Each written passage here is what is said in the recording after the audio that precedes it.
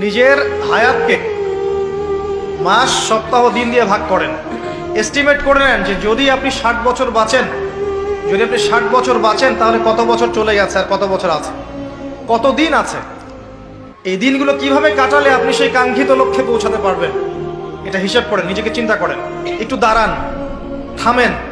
যে ফ্লোতে ছুটছেন, পরিবারের পিছনে, ব্যবসার পিছনে, চাকরির পিছনে, আপনার সমাজের পিছনে, দুনিয়ার পিছনে, বাড়ি গাড়ি স্ট্যাটাসের পিছনে, একটু দাঁড়ান, রিল্যাক্স হন। একটা রাত একটু থামেন, রিল্যাক্সে চোখটা বন্ধ করে খাতা কলম নিয়ে বসেন পড়ার টেবিলে। চিন্তা করেন যে আপনি দুনিয়াতে থাকতে আসেন নাই, আপনি মরতে এসেছেন। দুনিয়াতে আপনি থাকতে আসেননি, দুনিয়াতে আপনি মরতে এসেছেন। এবং সময় লিমিটেড, আপনি জানেন না কতটুকু। ধরে নিলাম 60 বছর, আপনার 30 চলে গেছে, বাকি 30 পড়ে আছে। এই বাকি 30-এর শেষ 10 বা 5 আপনি আমল করতে পারবেন না চাইলেও। যে স্পিড এখন করতে পারছেন ওই স্পিডে পারবেন না, পসিবল না। এখন আপনার হাতে 20-25, এটাকে দিন দিয়ে ভাগ করেন। এখন দেখেন বিগত যে সময়টা পার করে এসেছেন, এই সময়ের মধ্যে কতটা রোজা রাখেন নাই, কত ওয়াক্ত নামাজ পড়েন নাই, কতবার জেনা করেছেন, কতবার সুদ খেয়েছেন, কতটা মানুষের হক নষ্ট করেছেন, কতটা দুর্নীতি করেছেন, কতবার মাদক খেয়েছেন, কতবার মেয়ের সাথে বারে ড্যান্স করেছেন, কতটা গার্লফ্রেন্ড চেঞ্জ করেছেন। আপনি হিসেব করেন, আমল নামা হিসেব করেন। আপনার আমল নামা নিজে হিসেব করেন। দিন আসার আগেই হিসেব করে ফেলেন। আল্লাহ পাক কিয়ামতের মাঠে উঠানোর পরে আমল নামা ছুড়ে দিয়ে বলবেন, ইকরা কিতাবাক, পড়ো তোমার বই। আজকে তুমি তোমার হিসাব নেওয়ার জন্য যথেষ্ট। সময়, এই সময়টুকু মূল্যায়ন করেন। এখন আপনি যদি ডেডিকেটেড হয়ে যান, না আমি যা করেছি, আগের পাপগুলো থেকে তওবা করব, যার যার হক তাকে ফিরিয়ে দিব। কাউকে যদি গালি দিয়ে থাকে, গিয়ে বলবো ভাই আপনাকে গালি দিয়েছিলাম, আমাকে মাফ করে দেন। কারো যদি সম্পত্তি আত্মসাৎ করে থাকে, ফিরিয়ে দিয়ে বলবো যে তোমার সম্পত্তি নিয়ে নাও, যা নেওয়ার দুনিয়ায় নিয়ে নাও, পরকালে আমার জন্য দাবি রেখো না। সুদ খেয়ে থাকেন, এখনই ছেড়ে দেন। সবজি বিক্রি করে খান, তাও সুদি ব্যাংকে চাকরি করেন না। সবজি বিক্রি করে খান, তাও সুদি ব্যাংকে চাকরি করেন না। মাদক খেয়েছেন, তওবা করেন। তিরাতে খাবাল পান করানোর আগেই তওবা করে ফিরে আসেন। রোজা রাখেন নাই, হিসেব করেন কতগুলো রোজা রাখেন নাই, চেষ্টা করেন আদায় করে দেওয়ার জন্য, চেষ্টা করেন। হ্যাঁ, খালেস তওবা করলে আল্লাহ হয়তো এমনি মাফ করে দিবেন, বরং আল্লাহ গুনাহকে নেকি দিয়ে পরিবর্তন করে দিবেন, এমনটা আল্লাহ পাক ওয়াদা করেছে। লালসাময় একটা জিনিস, লোভ, মরিচিকা, মায়াজাল। এই মায়াজালে আমরা আটকে আছি, ফলে মৃত্যুর কথা আমরা ভুলে গিয়েছি।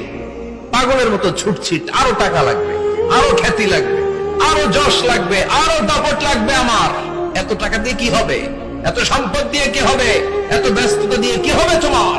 স্টপ, থামুন, অনেক হয়েছে, আন্না থামুন। Take a rest, take a breath, and think about death. Think that you have to go back to your Lord. একটু বসেন না, একটু ভাবেন যে আমাকে চলে যেতে হবে। এই কোলাহল, এই ব্যস্ততা, এগুলো থাকবো না আমি। সাইয়েদনা ওমর ফারুক বলেছেন, মুতু ক্বাবলা আন তামুতু, মরার আগে একবার মরো। হাসিবু ক্বাবলা আন তুহাসাবু আলাইকুম, তোমার হিসাব নেওয়ার আগে তুমি একবার নিজের হিসাবটা করো না। কাগজ বের করে একটু লিখো না কি কি ভালো কাজ করছিলা, যেগুলো দিয়ে নাজাতের ওসিলা হতে পারে। 1, 2, 3, আর কি কি আকাম কুকাম করছো দেখো না, লিখে দেখো তোমার অবস্থাটা কি। মরার আগে একবার মরো। মরার আগে খাটের মধ্যে শুয়ে শটান করে চোখ বন্ধ করে একবার মরার ভান করে দেখেন কেমন লাগে। চোখটা বন্ধ করেন আর ভাবেন আপনি নাই, কি কি হতে পারে ভাবেন। আপনার ছেলে মেয়েরা কান্না জুড়ে দিবে, আপনার প্রাণের স্ত্রী বিলাপ শুরু করে দিবে, বন্ধু বান্ধবের চিৎকার আর মাতম, স্থানীয় এলাকার মসজিদে ঘোষণা, অমুক এলাকার নিবাসী অমুক ভাই, অমুকের ছেলে অমুক দুনিয়ায় নাই। সব আত্মীয়রা চলে আসবে, ফেসবুকে স্ট্যাটাস দেয়া হবে, সবাইকে জানাবে বিকাল 4টায় অমুক হাই স্কুল ময়দানে আপনার জানাজা। ছুটে আসবে, সবাই ছুটে আসবে আপনাকে শেষ বিদায় দিতে, গুড বাই জানানোর জন্য, আল ওয়াদা, বিদায় জানাতে আসবে সবাই। 4 তাকবীর দিয়ে আপনার জানাজা হবে, অশ্রুসিক্ত জানাজায় আপনার বিদায় হবে। কাঠের খাটিয়ার মধ্যে করে কাঁধে তুলে আপনার কবরে নেওয়া হবে।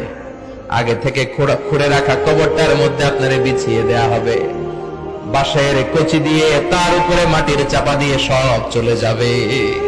ভাবেন না একবার চোখ বন্ধ করে, this is the circle of life, this is the nature of life. এটা সবার হবে, আমার হবে, আপনার হবে। এত মায়া, এত ভালোবাসা কই যাবে? কেউ থাকবে না। সবাই আপনার অন্ধকার কবরে রেখে দিয়ে চলে আসবে। উপরে বাঁশের কঞ্চি, তার উপরে মাটির চাপা, অন্ধকার আর অন্ধকার। এই অন্ধকার যেন শেষ হতে চায় না, শুধুই অন্ধকার, ঠিক কিনা? এজন্য আমাদের চলে যেতে হবে। দাদা গেল, চাচা গেল, মামা গেল, আমাদেরকেও যেতে হবে। জোরে কোন ঠিক কিনা? একদিন মাটির ভেতরে হবে ঘরে মন আমার, কেন বন্ধ দালান ঘর? প্রাণ পাখি উড়ে যাবে পিঞ্জর ছেড়ে,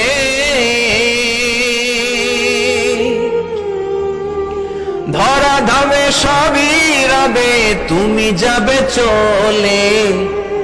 বন্ধু বান্ধব যত, মাতা পিতা যারা সুত, সবই হবে তোমার পরে। মন আমার কেন বান্ধ দালান ঘর? একদিন মাটির ভেতরে হবে ঘরে মন আমার, কেন বান্ধ দালান ঘর? ঠিক কিনা?